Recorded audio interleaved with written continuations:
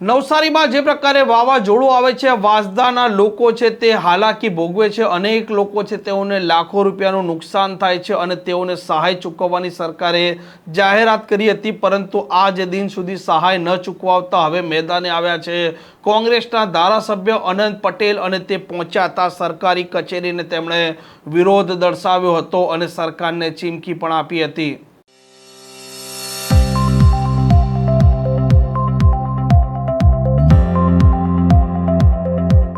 નમસ્કાર, આપ જોઈ રહ્યા છો હોટલાઇન ન્યૂઝ અને હું છું આપની સાથે તોફિક ગાંચી. નવસારીમાં જે પ્રકારે આ વાવાઝોડું આવ્યું, આ અસરગ્રસ્તો છે તેઓને સહાય ચૂકવવામાં આવશે અને આજ નવસારીના જે ભારતીય જનતા પાર્ટીના સાંસદ ધવલ પટેલ છે તે મુખ્યમંત્રીને પત્ર લખે છે અને દાવો કરે છે કે તેમને સહાય ચૂકવવામાં આવે, પરંતુ વાસ્તવિકતા એક બીજી સામે આવી રહી છે, જેમાં કોંગ્રેસના ધારાસભ્ય અનંત પટેલ છે જે વાંસદા મત વિસ્તારના ધારાસભ્ય છે અને તેમના જ મત વિસ્તારનું આ ગામ છે સિણધઈ. આ ગામમાં અનેક લોકો છે તે આ વાવાઝોડા છે તેના અસરગ્રસ્ત બન્યા હતા અને તેમને 10 દિવસ થવા છતાં હજી સુધી કોઈ પણ પ્રકારની સહાય ચૂકવાઈ નથી અને સરકારી કચેરી એટલે કે ટીડીઓની ઓફિસ આ ધારાસભ્ય પહોંચે છે, આ પીડિતો પહોંચે છે અને ત્યાર પછી તે વિરોધ દર્શાવે છે. અને આ જ કોંગ્રેસના ધારાસભ્યનું કહેવું છે કે જે પ્રકારે અસરગ્રસ્તો છે તેઓને 5 લાખની સહાય આપવી જોઈએ.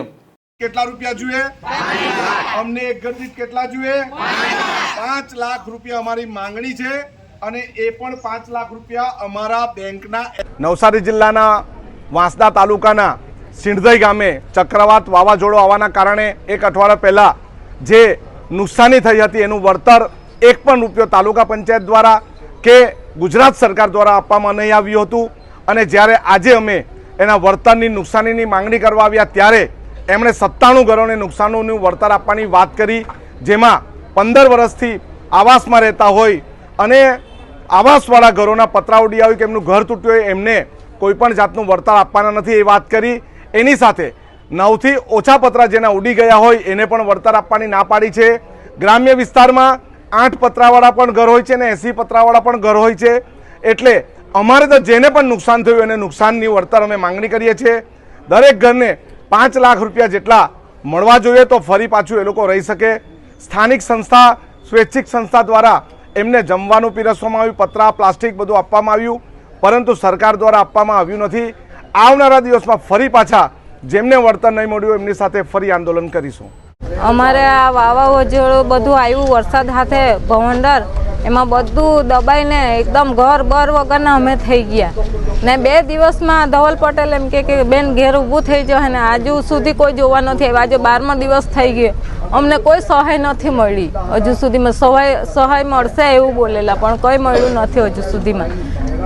આપની શું માંગણી છે સરકાર પાસેથી? અમારે આ ઘર બનાવી આપે તો સારું, એમ રહેવાનું કંઈ મળે જ નહીં. અનંતભાઈ તરફથી કેવી રીતે સહાય આપવામાં?